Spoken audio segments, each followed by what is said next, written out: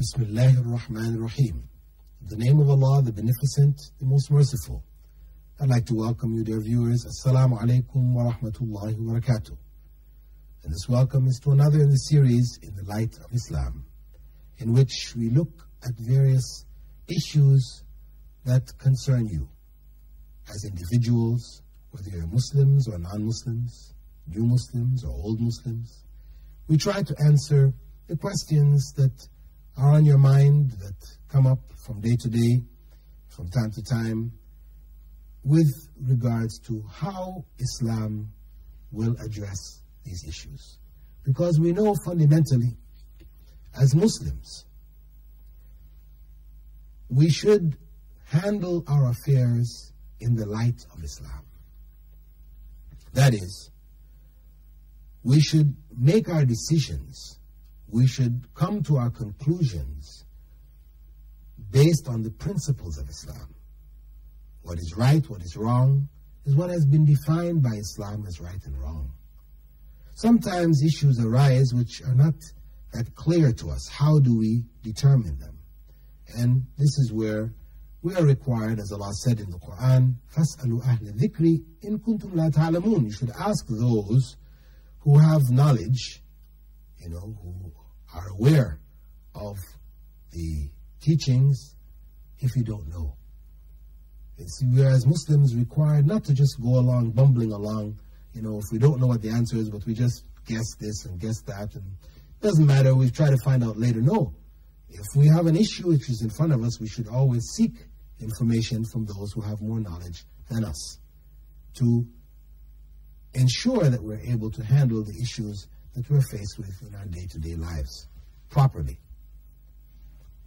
With that, dear viewers, we'll go on to some questions that have come to us.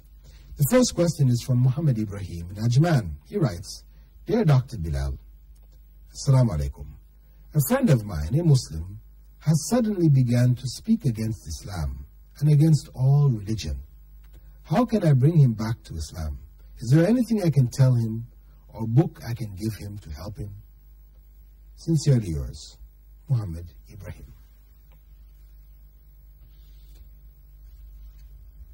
This situation, where a Muslim suddenly begins to speak against Islam or against all religion, such a person, of course, is in a pitiful state. If we want to help such a person, we should not do so by shunning that person, by rejecting them. Of course, they're going into a bad situation. It is forbidden.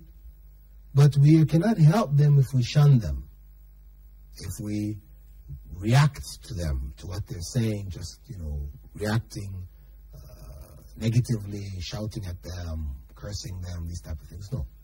We cannot help them with this kind of relationship. What we need to do is to find out what is the basis of the problem. Because for a person to end up in this state, there must be some reason, some factors which have caused them to turn like this. So we should try to find out what is at the bottom of it all. What is the root of the problem? It may be a family issue, a family problem. It may have to do with, marriage. It may have to do with relatives. A variety of different things that have to do with the family. Maybe at the root of it all. So we try to find out what is the problem, take the person back to that issue, and to resolve the problem. In resolving the problem, then this attitude may change. Obviously, such a person who is motivated in this fashion doesn't really know what Islam is. You said you had a friend who was a Muslim. Well, maybe a Muslim in name, obviously. Such a person may end up in such a circumstance when calamities befall them. They react. They lash out. You have people who even curse God. This is in ignorance. So, to help that person back to Islam, one, we have to find out what is the root of the problem. Try to help them resolve the problem. Then we have to teach them Islam. It's not enough for them to say, okay, I'm Muslim again now. I won't say anything bad against Islam, and against religion. No, it's not enough, because obviously they didn't know Islam in the very beginning, which is one of the reasons which could have caused them to end up in such a position. So after helping them realize their problem, we now then have to teach them Islam, help them to get into some program wherein they will learn about Islam, so they can understand Islam and be able to handle the circumstances of life. Because, as the Prophet Muhammad, may God's peace and blessing be upon him, said, that the affair of the believer is really something magnificent. It is amazing. The affair of the believers is amazing. The life of the believers is an amazing life.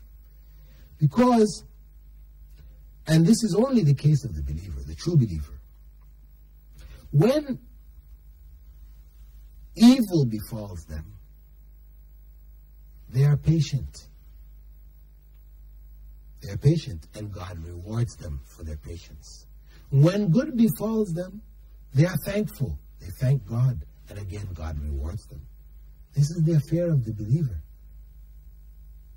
Their state is not one which is volatile. They're just flipping from one side to the other. This happens, that happens. No. Their state is a sort of a constant. Of course, we have ups and downs in life, but it doesn't cause us to flip from one extreme to another extreme. The ups and downs we're able to handle. We're able to keep under control. We have times of sadness, times of happiness, but these are never extremes which send us, overboard in one direction or another. True believers handle good times by thanking God, not just in word, but in deed, sharing, charity, generosity, prayer, giving thanks to God. Similarly, the true believer, when calamity strikes, when difficulties arise, he remembers, she remembers. Allah says, "Inna ma'al usri yusra." With every difficulty comes ease. So they are patient. They know that this is not in a forever circumstance. It's not going to continue like this. It's going to change. Ease will come around the corner. Allah promises us in the Quran, "La yukallifu Allahu nafsan illa wus'aha." Allah does not burden any soul greater than it can bear. So the believer knows this. This is not something beyond our capacity, so we would consider suicide or cursing God or etc. No. This is something inconceivable. The believer knows that this life is a life of testing. وَلَنَبْلُوَنَّكُمْ, Allah says in the Quran, بِشَيْءٍ مِنَ الْخَوْفِ وَالْجُوعِ وَنَقْصٍ مِنَ الْأَمْوَالِ وَالْأَنفُسِ. Allah says we were going to test you with fear,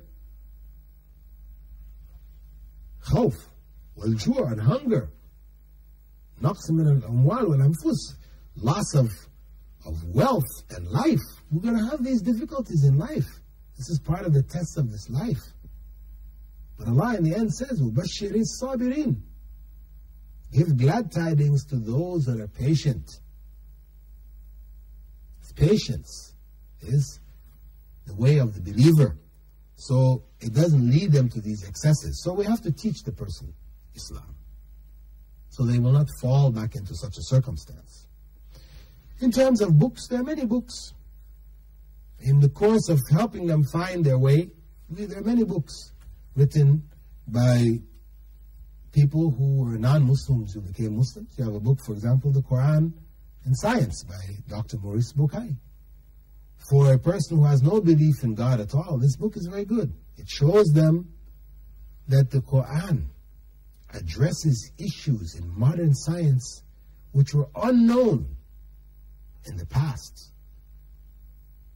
Details that are explained in the Quran which no human being knew of at that time. It was beyond the scope of science of those days. Yet they're accurately described and identified in the Quran. This book obviously is not the product of a man.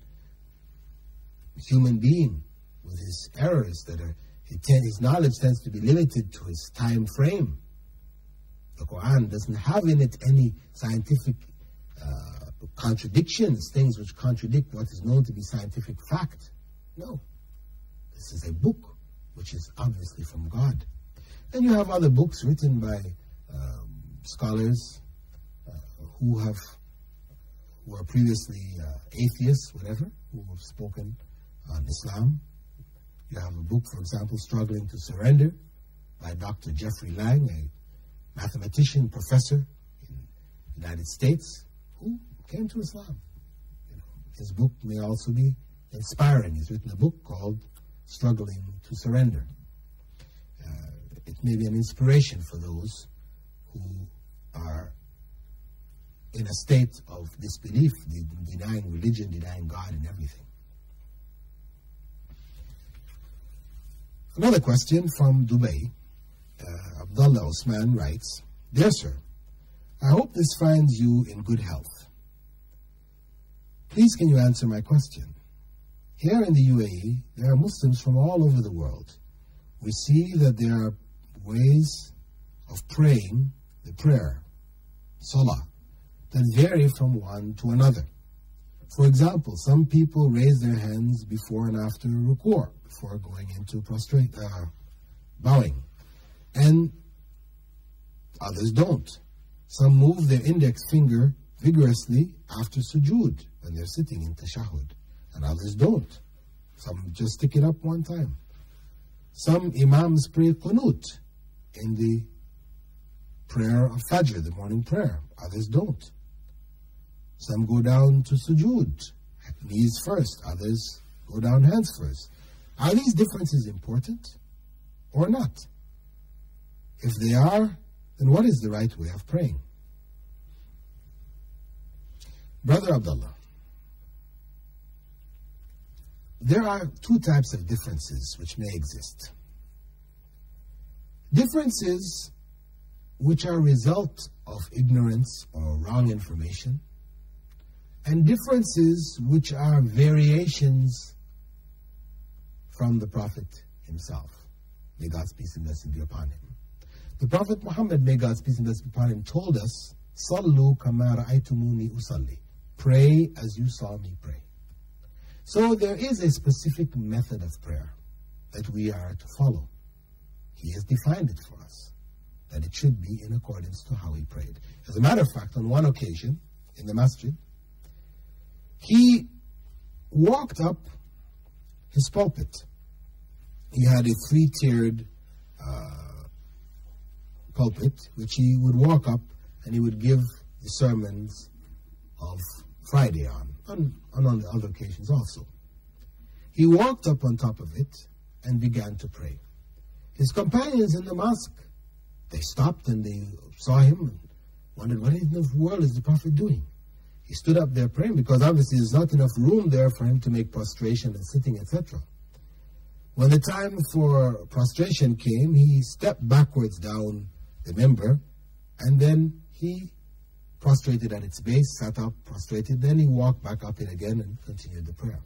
At the end, everybody was waiting to see what in the world is the Prophet doing. May God's peace and blessing be upon him. At the end, he turned to them and said, I only did this to demonstrate to you the correct method of prayer. So he clarified to his companions that there is a correct way to pray and that this is the way we should. It's not left up to individuals to do as you feel. So, basically there is a method of prayer that we should be following. Now, the Prophet, may God's peace and blessing be upon him, in his prayer, he made certain variations which we are permitted to follow. For example, in the beginning of the prayer, when he said Allahu Akbar, he raised his hands sometimes to the level of his ears. Sometimes he raised them to the level of his shoulders when he said Allahu Akbar. These are variations which anyone